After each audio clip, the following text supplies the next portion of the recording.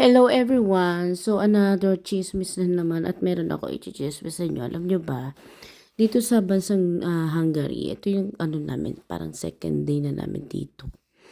At pangalawang beses ko na rin napuntahan tong lugar na ito.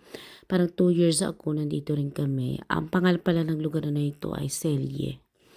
So dito sa Hungary ay meron ditong natural na masasabing originally talaga from the Hungary. Yung tubig po nila is warm. Yes. Galing mismo talaga sa kailaliman ng kanilang kalupaan. So, natural yun sa kanila. Pero, hindi ko sure, hindi ko pa nare-research. Pero, pwede nyo na rin i-research kung may bundok pa talaga sila. Na kagaya sa atin, may volcano, ganon. Pero, wala. So, hindi ko alam kung meron ba o wala. Hindi kasi ako nag-search pero search nyo na rin para baka lumabas yan sa exam nyo, ganun. But dito sa lugar ng Celje guys, uso dito yung swimming pool, pero outdoor siya.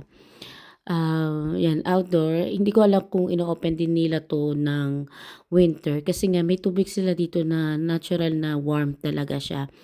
Alam niyo yung tubig na pinakuluan ng bayabas, gano'n yung tubig nila dito, tsaka yung amoy. Akala ko may bayabas sila, eh.